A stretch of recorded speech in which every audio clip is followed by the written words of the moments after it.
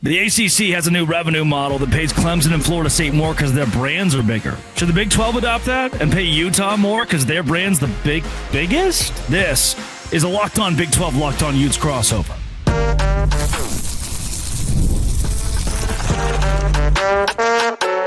You are Locked On Big 12, your daily podcast on the Big 12 Conference. Part of the Locked On Podcast Network, your team every day. Happy Tuesday, everybody. Welcome to a Locked On Big 12 Locked On Utes crossover. I'm Drake Toll from America's #1 Big 12 podcast, Locked On Big 12. Thank you for making this show your first listen every single day. That's JT Wistrcill of Locked On Utes. Probably your second listen every single day, but if it's your first, I can't blame you. We're going to start with the Big 12 adopting a revenue model that the ACC is now using that would give the bigger branded teams more money. Would that benefit Utah? Are they the biggest brand in the Big 12? How much weight do they carry? We start there, then we get into Mark Harlan. Remember the November comments after the game against BYU? Is he happy to be in the Big 12? That night he wasn't. Well, Kirby Hocutt just came after the conference. That's the Texas Tech AD. Should Mark Harlan take notes, or should the Big 12 also reprimand Hocutt? How do we feel about that as well as Utah picked #1 in the conference by ESPN and Las Vegas? We'll touch on that and see if it is deserved. If you hit subscribe, we both get to keep our jobs. JT, the ACC has decided. Now, I do. This is Locked On Big 12. We're going to make it very Big 12 today. That the ACC will be gone as it exists in 2031. There is a cheaper fee for Miami or Clemson or Florida State or UNC to exit. I do believe they're going to exit at that point. That is my opinion. However, between now and then, what benefits those schools and keeps them there is the fact they can make more money in a new revenue model that offers that dough to the schools who have the biggest brands. Should the Big 12 adopt that? And I think the addendum to that question is, if they do, is Utah a school that benefits from it? I think Utah would be a school that benefits, but I will say, I think it's when you're talking about the brands of Clemson, Florida State, UNC, Miami, those are all bigger brands to me than anything the Big 12 does have to offer. I don't think Utah is the biggest brand in the Big 12. I think they could get there if they had built they went back to back a couple years ago, right? Like if they could build something like that, a three-peat, like maybe that would be something I'd much rather see. And this probably isn't realistic because we're always going to reward the brands. I'd much rather see just if the teams that win the more are the ones that get the most. But this is a smart model by the ACC to, like you said, just kind of buy themselves some time till they eventually have to walk the plank as a conference more than likely. But I would love this model for Utah. I think they have a chance to be on the top end. But I don't know. I mean, Drake, you tell me, you cover the conference. I don't feel like there's a big difference between Utah, West Virginia, Baylor, Texas Tech.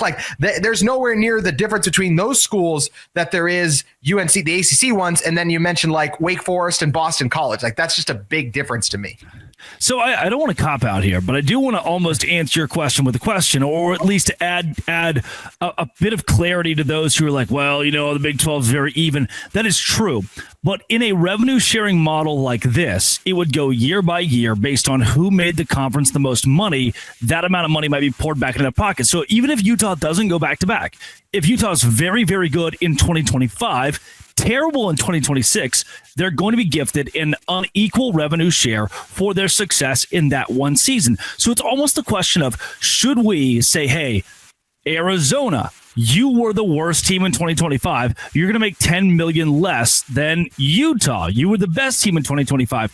In 26, it flips, and now Arizona gets that $10 million extra, and that gap widens when Utah is the bottom team in the Big 12 Conference. I think the question for me becomes less of who is the dominant brand, how separated are we, and more so, hey, here is incentive to be the best school in the league. I like that. I think the problem would be, and this is where I know you just threw out 10 million as an example. Sure. One thing we love about college football is the parity. And in today's playoff, and I'm very curious to see how Notre Dame getting all of the money that they got from their run affects their ability to bring in elite transfer portal talent through NIL, through recruiting deals, because money is everything in the sport right now. So would a model like that prevent an Arizona from doing what Arizona State, their rival, did just last year, going from everyone's worst to becoming first? So that's where I think that becomes scary, when you're in danger of harming just the competitive spirit of the game. But I do absolutely agree that if you win the conference, you win games, and like you said, especially if it's more towards wins than just, BYU. And I'm just using BYU as an example. Don't crush me, BYU fans. Like, just because they're BYU, they get more money. Like that. I've never liked that. I want the teams to be rewarded for winning. If they get the most money because they played in the biggest games, like ranked matchups, the highest performance, that's what they should be rewarded for throughout the season. Not just, hey, we're back to the ACC. We're Miami. We should be respected because we're the Canes. I don't like that. I do believe the ACC is going to go awry in a lot of that. They're going to say, hey, you are just because you are. This is the model the College Football Playoff Committee adopts as well. They're going to give the SEC and Big Ten more money no matter what. The next year could be a colossal year for the Big Ten. They get one team in. The Big 12 gets two teams, three teams because of that, and they will still get millions and millions more because the model already built. Whereas in March Madness, if the Big 12 has the entire Elite Eight, that won't matter. The revenue share is much more equally split. And the Big 12 moving to a model where the ACC, I do think, is going to favor a Clemson or Florida State year in and year out because of their overall brand is something that would ultimately be unfair.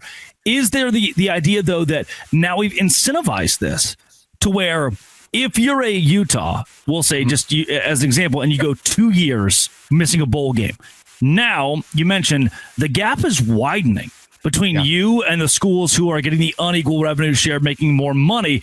As that gap widens, is that incentive for you to pony up to win right now and make sure you put yourself back in that conversation? To me, it almost adds more fire under these athletic directors to win immediately rather than settling, because the more you settle, the further away everyone else gets from you.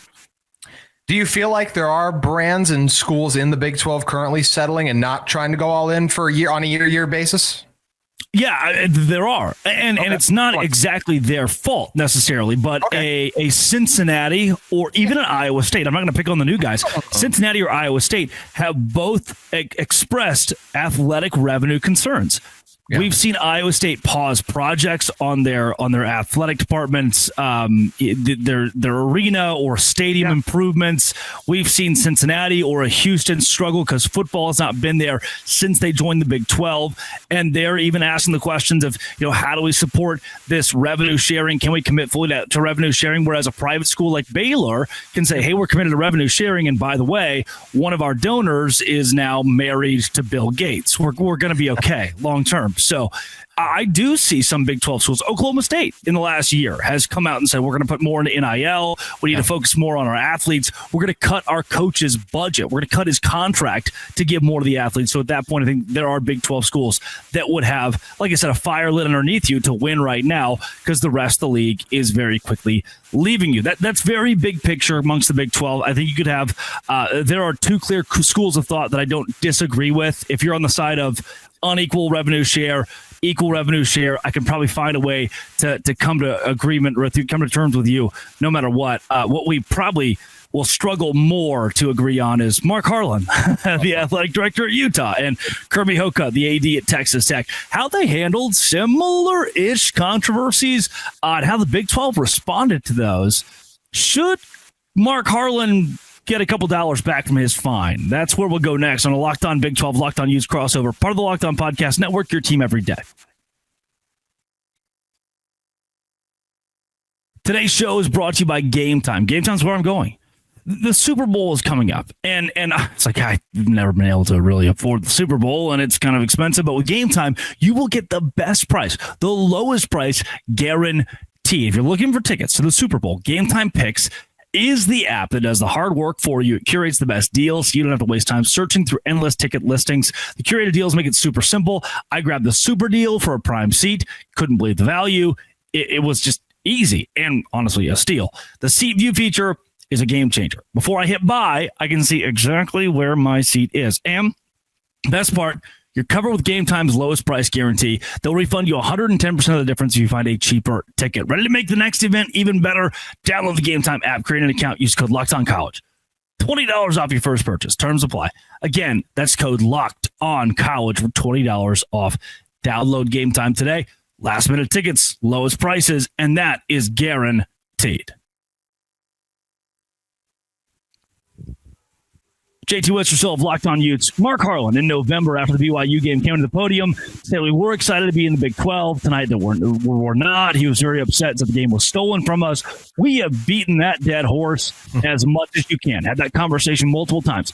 This is less about that and more about what could be, from, I think, a Utah fan's point of view, a double standard. Bear with me a second while I give you context of JT Toppin, basketball player for Houston, or I should say, for Texas Tech, jumps in the air to throw a pass, hits the nether region of a Houston player with his leg.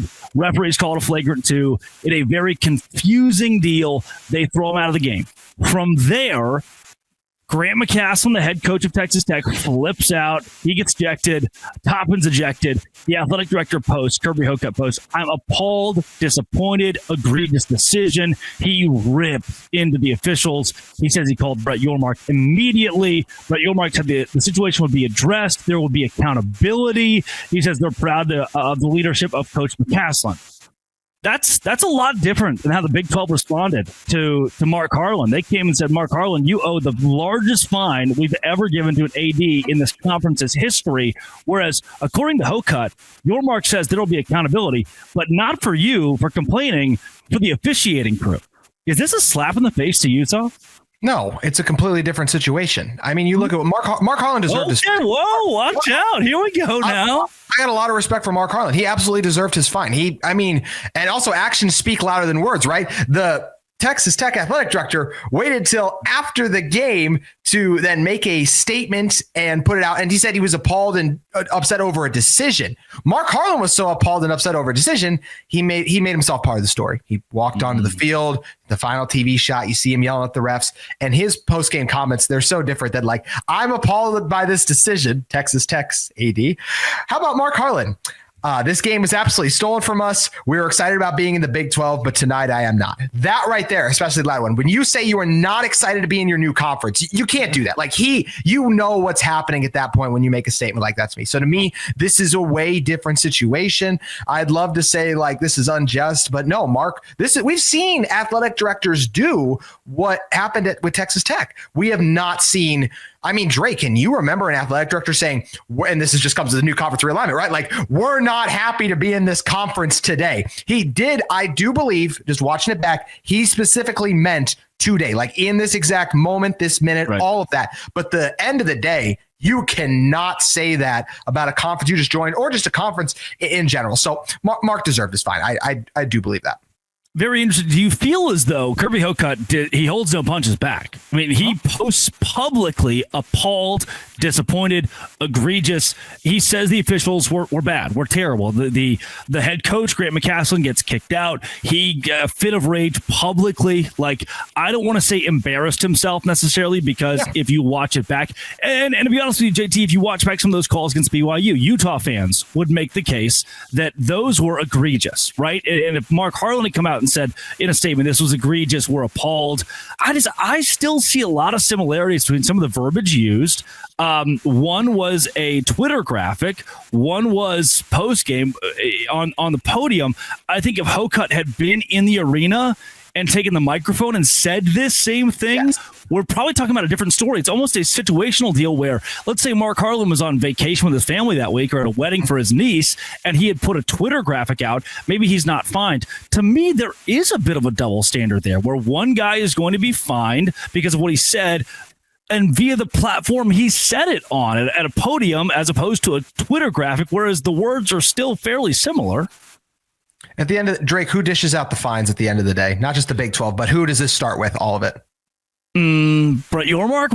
What do you think? Brett Yormark. And who did Kirby Hocutt go to? He went to Brett Yormark. He spoke to him, the decision. He said, I spoke with him, assured me the situation would be addressed. He went about this a different way versus what did Mark Harlan do? He directly called out the entire league. And once again, like this goes back to the reason these two situations are totally different is one is talking about specifically a call made, never once says, we are disappointed to be in the Big 12 at this moment. The other says that. And when you take a shot at the conference as a whole, that's where you're going to draw that fine at the end of the day. So to me, that is the clear difference between these two. And also, I also feel like Texas Tech, I'm just being real. Like, I think they were more justified in their frustration. I think that, and we've talked about this a lot. Do I wish they would have let the hold go? Yes, but there is more of a grab versus how things played out. I do understand their frustration because he is jumping, trying to get the ball, ends up kicking him in an unfortunate spot. So that's how I view this, as just a different situation. And I'm good with their decision not to fine him at all. I don't feel like it's a slap in the face because,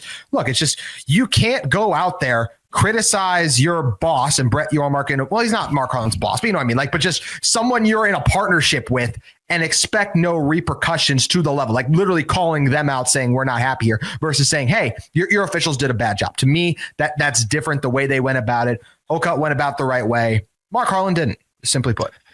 Can then Mark Harlan rip a page out of Hocutt's book? Is this where we all, and not even Harlan to call out, a Jamie Pollard at Iowa State or anybody else in this conference who holds an athletic director role, can they all rip a page out of Kirby Hocutt's book and say, okay, that's how we should do it from now on when we're mad? Absolutely. As there's not a fine, that's absolutely how I should do it. And I do think look, being a ref's hard. Like, there's a human element. You're going to make mistakes and you have to be held accountable. And I think it's okay to call out and say, hey, this wasn't right. And it's also okay for, in that statement, like, to admit, like, hey, Brett, I've talked to Brett Yormark and he said they will be addressing this and going over it. I don't doubt that they're going to review this and take a better look at it and make an outcome from there. So I have no problem with other teams doing this. I don't have a problem. It's like I said, once again, it's about what Mark Harlan did, right? Like, surprising everyone coming up to the podium, saying it there. Mark, I think there's been controversial calls in the past where Mark Harlan has put out a statement like, we're disappointed in this and we're going to explore an explanation with the Pac-12. That is how these things normally play out. Mark Harlan diverted from that path, and that's where he ended up getting himself in that trouble in the end. So, but I do expect more Big 12 coaches, athletic directors to do this, and I don't think there's any problem with that, because I think it's good when we can call each other out and try to hold each other in check to make sure mistakes like this don't happen in the future, because I don't think the situation that happened with Texas Tech is going to happen again, at least not this season. I hope not. And accountability is huge when it comes to officiating crews and what we consider to be the best college basketball conference in America. And that looks diluted this year, but still the officiating, I think Utah fans have probably seen it. I know for sure that BYU fans seem to be complaining often about it. And rightfully so for all of us. The last 5 years, I've just facepalm watching one out of every 3 or 4 Big 12 games because the officiating is so inconsistent in a very physical league. Hocutt to say that is something that I feel comfortable also saying. I'll say it on a microphone or on a Twitter graphic, and I don't really care. I think he's got a very good point, drove it home, and you're right. I mean, this is something that man, an egregious call like that shouldn't happen again. And you would hope, because of these actions, because the conference holds them accountable, it won't happen again. Coming up, Utah picked number 1 in the Big 12 this offseason by 2 different major outlets. This is Locked On Big 12 and the Locked On Utes podcast in a crossover. Part of the Locked On Podcast Network, your team every day.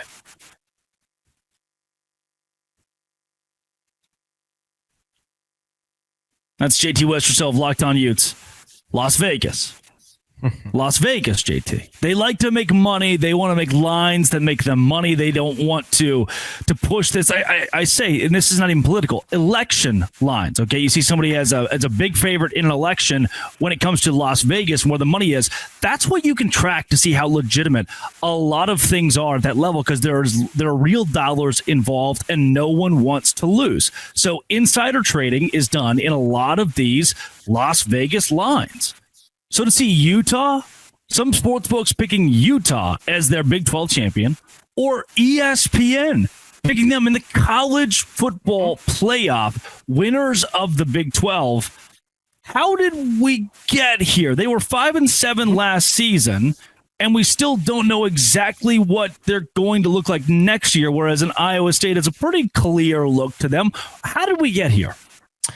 I think we got here by looking at the past history of this conference and appreciating that it is the most unpredictable conference in the Big 12. Understandably, because of how Utah was last year. Drake, I think there's people that share your sentiments that you shared on your own show last week when talking about this, where you said, as stupid as that sounds, when talking about Utah being the favorite among Big 12 teams. But if we look at the history of this conference, first of all, we can even start with Arizona State or even Iowa State by this example. There has not been a team to make the conference championship game in back-to-back years since Colorado did it in 2004 and 2005. In fact, the last just member in the Big 12 to make a conference championship game back-to-back years, that would be the Utah Utes 21-22, in which they were able to win it. So outside of those top teams, how can we also then look at the rest of the conference and how it's going to go out? Texas Tech had a strong year. BYU, right? We already mentioned Arizona State a little bit. Well, there's something that bears keeping in mind, and that's something that Bill Conley in his ESPN article does discuss.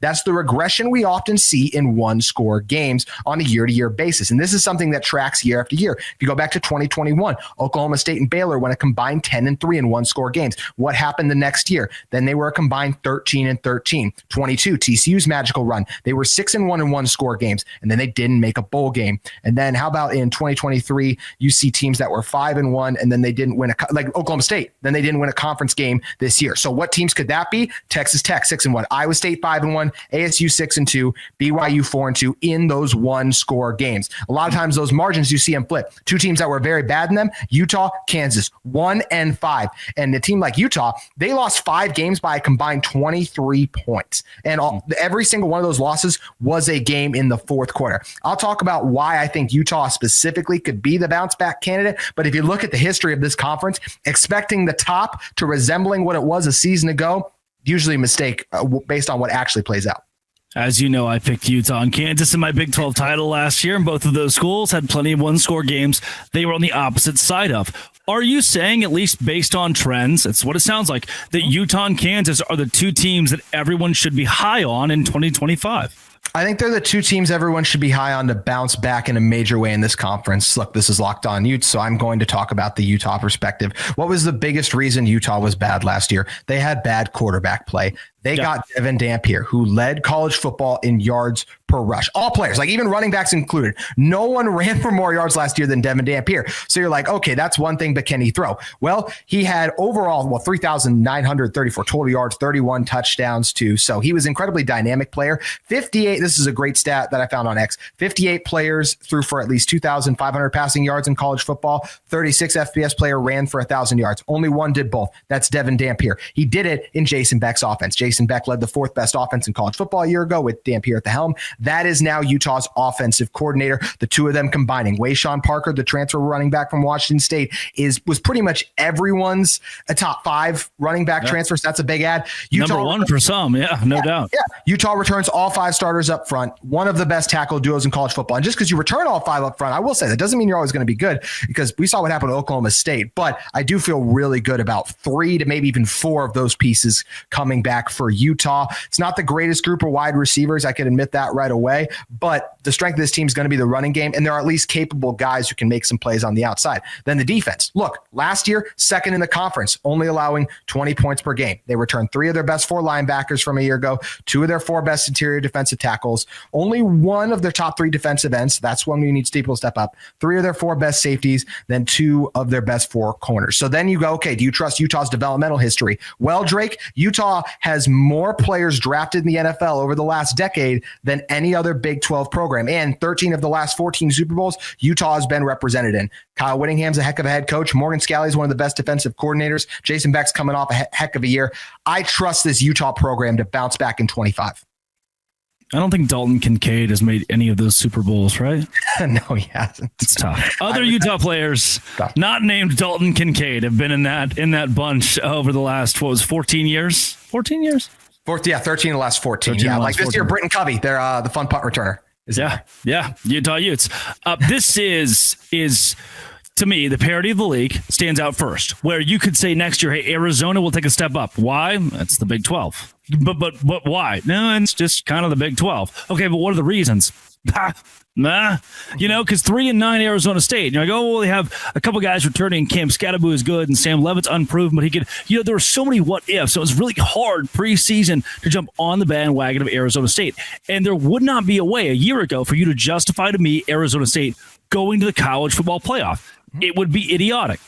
Then, because the nature of development in this conference, they wind up going from 16-1, winning the league, going to the Big 12 championship. Do you think that, and this is a hard question to reckon with for me, but I want to pitch it to you. Do you believe Utah today is in a better spot than Arizona State was a year ago, remembering how improbable them winning the conference was on February 4th of 2024? I've made this point several times on my show, Drake. They are undoubtedly in a better position than Arizona State was. Arizona State lost in Rice-Eccles Stadium the previous year before they just went on this run, 55-3.